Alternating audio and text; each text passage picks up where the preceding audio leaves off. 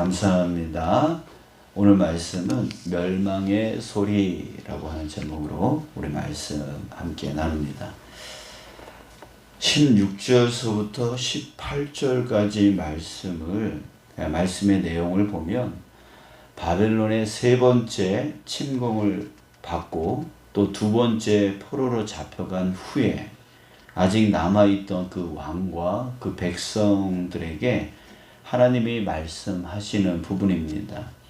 17절에 보면은 만군의 여호와께서 이와 같이 말씀하시되 보라 내가 칼과 기근과 전염병을 그들에게 보내어 그들에게 상하여 먹을 수 없는 몹쓸 무화과 같게 하겠고 라고 하는 징계하겠다 라고 하는 그 말씀을 합니다. 자, 그런데 18절에요 또다시 보면 내가 칼과 기근과 전염병으로 그들을 뒤따르게 하며 라고 17절하고 비슷한 말을 또 반복을 하게 되어지는데요. 여기 보면은 이 말이 있습니다. 그들을 뒤따르게 하며, 그렇게 앞에서 칼과 기근과 전염병의 재앙을 내리겠다라고 해서 하고 그 뒤에 또 다시 뒤따르게 칼과 기근과 전염병을 또 뒤따르게 할 것이다.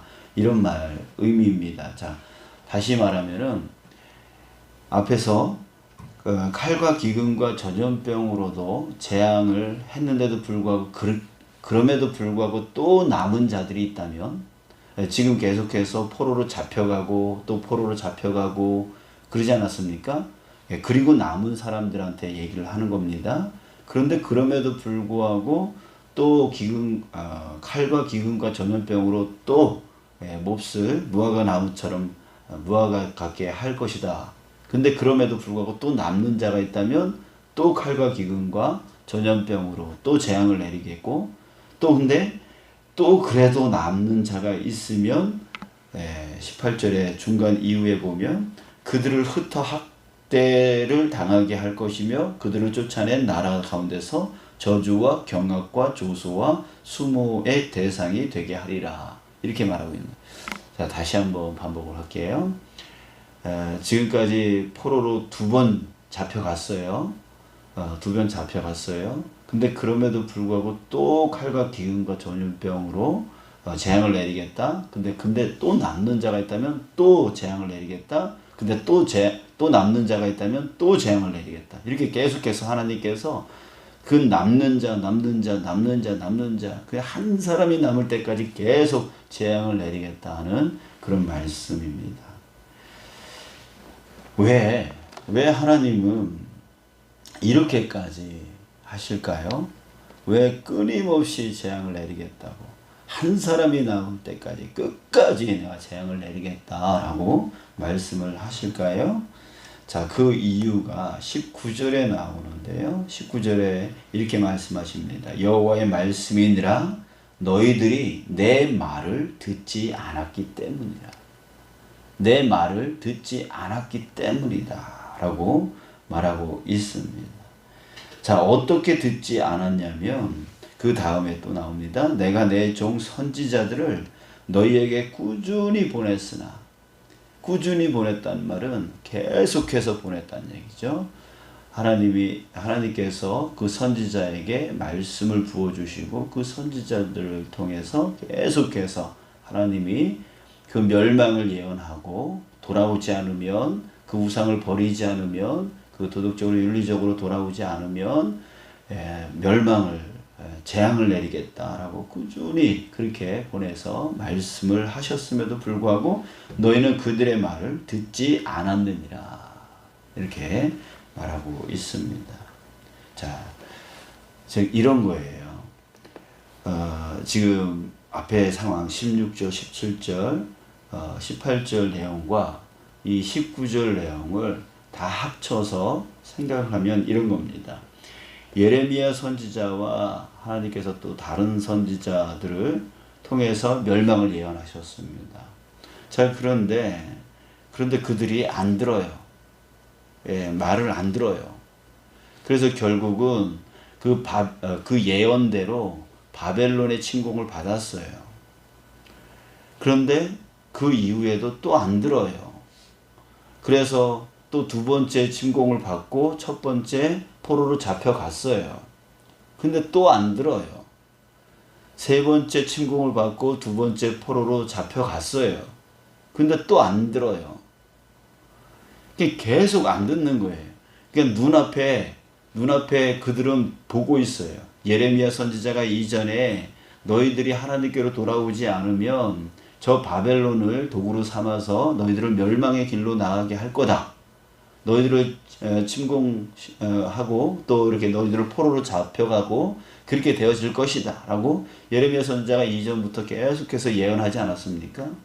근데 그것이 눈앞에 보여지고 있음에도 불구하고요, 실질적으로 바벨론이 첫 번째 쳐들어왔습니다.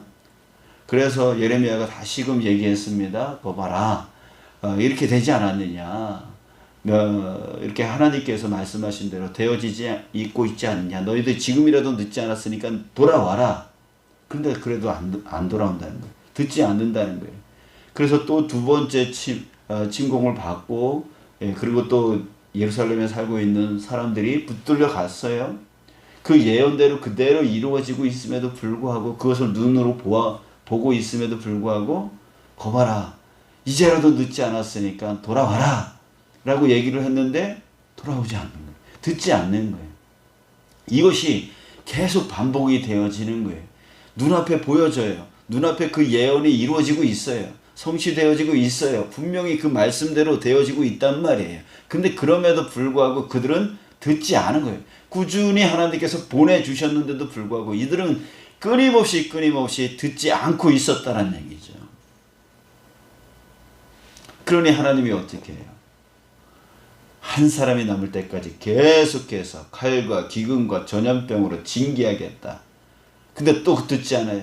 또 징계하겠다. 또 듣지 않아요. 또 남았다면 또 징계하겠다. 계속 그렇게 말씀하고 있는 것이죠. 결국 너희들이 계속 듣지 않았기 때문에 나도 계속 너희들에게 징계를 내리겠다. 이렇게 말씀을 하고 있는 거예요. 자, 여러분들 이상하지 않습니까? 어떻게 눈앞에 그 예레미야 선지자가 예언했던 대로 그대로 똑같이 그것이 성취되어지고 있고 이루어지고 있는데도 불구하고, 그것을 백성들이 보고 있음에도 불구하고, 왕이 보고 있는데도 불구하고 왜 그럼에도 불구하고 듣지 않을까요? 자, 그 이유가 바로 오늘 본문의 시작 15절에 나옵니다. 너희가 말하기를 여호와께서 우리를 위하여 바벨론에서 선지자를 일으키셨느니라. 예.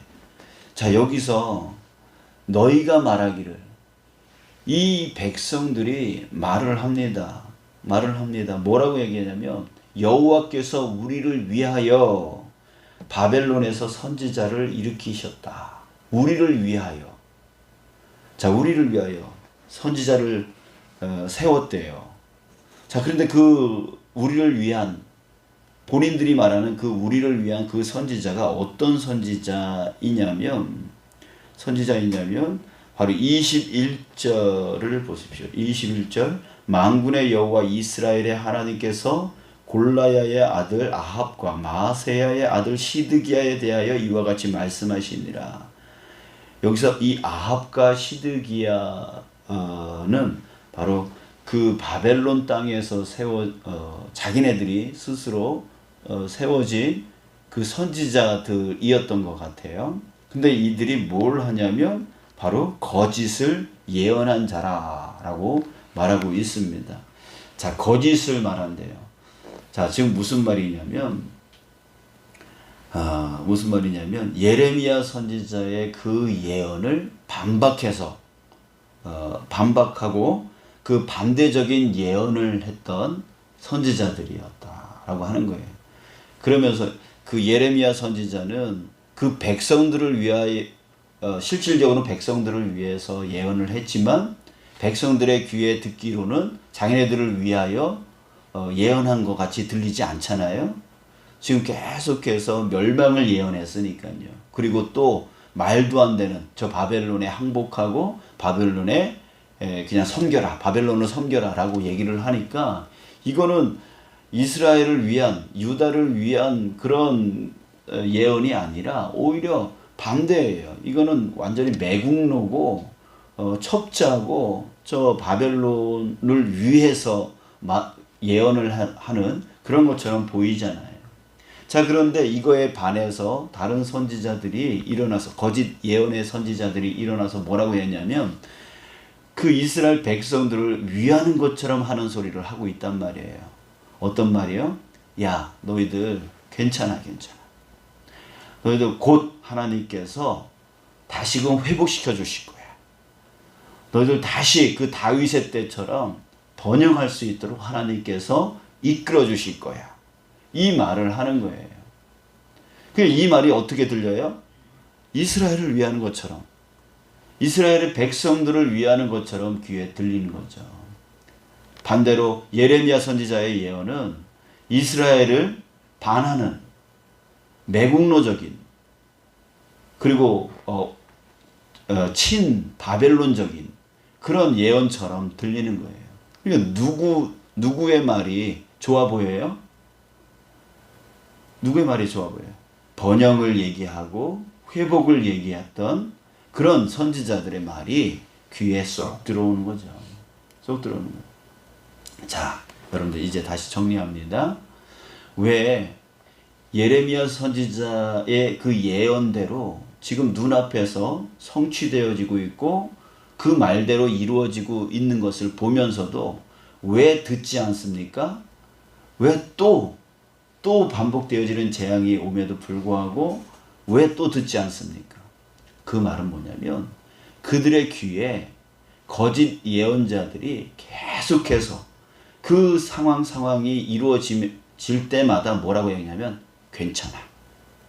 다시 그 회복될 거야. 괜찮아. 다시 다윗 때처럼 번영하게 될 거야. 끊임없이 왜곡시켜버리는 거예요. 하나님의 말씀이 이루어지고 있는데도 불구하고, 재앙이 이루어지고 있는데도 불구하고 계속해서 거짓 선지자들이 그들의 귀에다 대고 하나님이 회복시켜줄 거야. 번영케 해줄 거야. 계속 그런 소리를 하고 있는 거죠.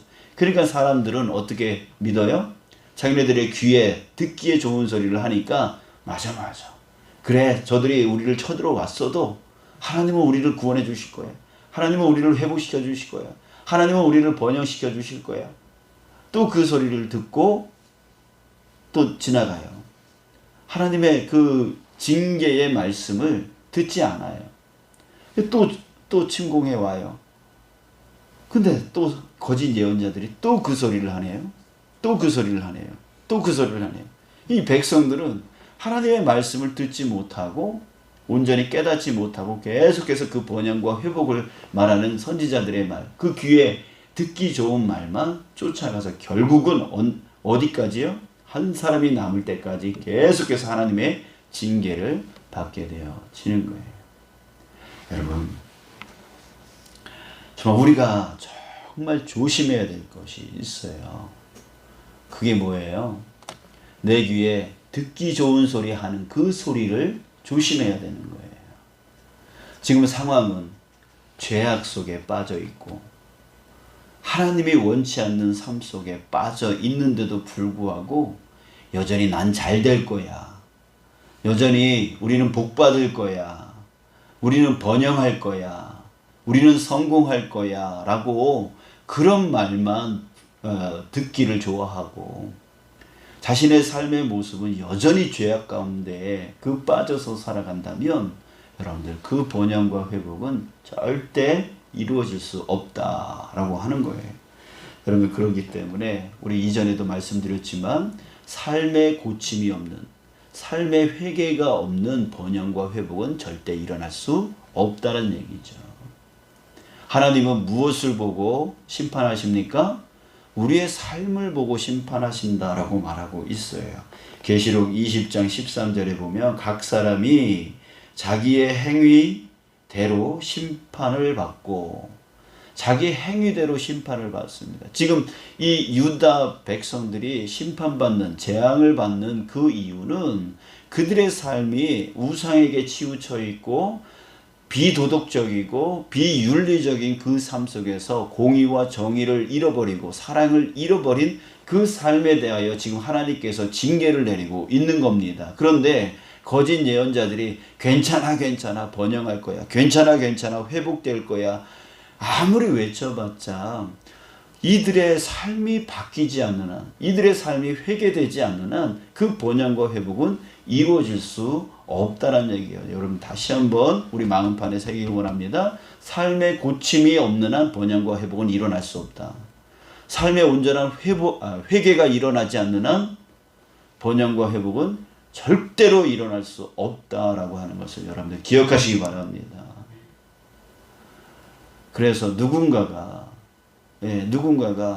잘 될 거야, 성공할 거야, 삶의 고침에 대해서는 전혀 말하지 않고 그냥 무조건 잘 될 거야, 회복될 거야, 번영할 거야, 성공할 거야 라고 하는 그 말들을 여러분 우리가 아주 조심해야 되는 거예요. 한간에 여러분들 지금은 어떤지는 잘 모르지만 몇 년 전까지만 해도요, 우리 책 중에 긍정의 힘이라고 하는 책이 아주 우리 기독교인들 뿐만이 아니라 비기독교인들에게도 아주 베스트셀러가 되었던 책이 있습니다.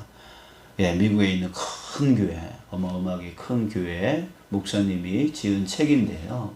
긍정의 힘. 긍정적인 생각을 가지면 무조건 잘 된다. 무조건 성공한다. 이런 내용의 요지를 갖고 있습니다. 그래서 우리가 긍정적인 생각이 우리의 삶을 좌우한다. 이런 내용인데요. 여러분, 그것이 우리에게 얼마나 독소적인 말인지 모릅니다.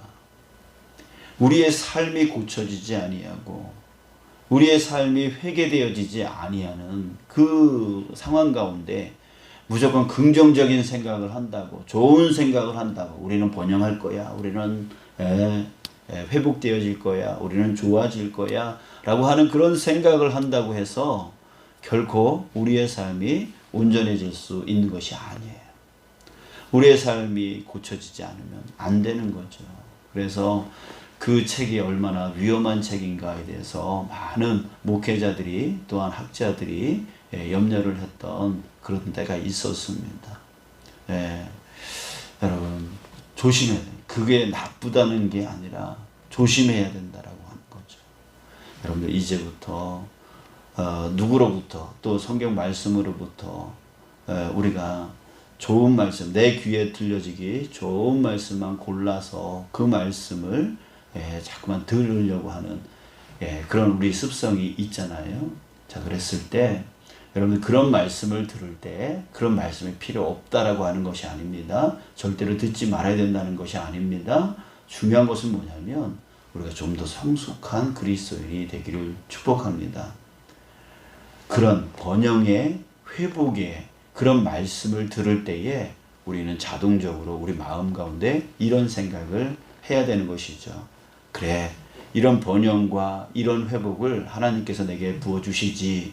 그러나 내 삶이 온전해지지 않는다면 이런 번영과 회복을 하나님이 내게 채워주실 수 없어 라고 하는 생각까지 우리는 할 수 있어야 된다는 거예요. 그래서 번영과 회복의 말씀을 들을 때에 우린 자동적으로 생각해야 돼요. 그래, 내 삶을 돌아보자. 내 삶에 하나님이 원치 않는 모습이 있다면, 하나님이 깨뜨리고 없애기를 원하시는 그런 삶의 모습이 있다면 그것을 내가 오늘 회개하자. 이것을 생각할 수 있는 자, 그게 바로 성숙한 그리스도인이라는 거예요. 자기의 삶은 돌아보지 못하고 그저 번영케 해주신대, 회복케 해주신대, 성공케 해주신대, 승리케 해주신대, 이런 말만 쫓아가는 그런 미성숙한 그리스도인이 되지 말자라고 하는 거죠. 오늘 이 시간 하나님께서 여러분들의 삶 가운데 임재하셔서 번영과 회복의 길로 인도해 주시기를 축복합니다. 그러나 삶의 고침, 삶의 회개가 있지 않는 한, 내 삶을 바꾸지 않는 한 그런 번영과 그 회복은 일어날 수 없다. 하나님이 원하고 하나님이 바라는 모습이 되어지지 않는 한 그런 것들을 하나님이 채워주실 수 없다. 이것을 생각하시면서 오늘 우리 자신을 돌아볼 수 있는 회개의 기도가 일어나기를 원합니다. 내가 가정에서 어떻게 해야 하기를 원하시는지, 내가 직장과 사업장에서 어떻게 하기를 원하시는지, 내가 교회에서 어떻게 하기를 원하시는지 우리 주님 앞에 묻고 그 말씀대로 그 뜻대로 내가 온전히 행하지 못하는 부분이 있다면 오늘 회개하고 돌아서는 그 삶을 고쳐나가는 저와 여러분들 되시길 원합니다. 그럴 때 하나님께서 하늘문을 여시고 번영과 회복의 길로 이끌어 주실 줄 믿습니다. 복의 하나님이신 줄 믿습니다. 위해서 우리 함께 기도하시죠. 아버지 하나님,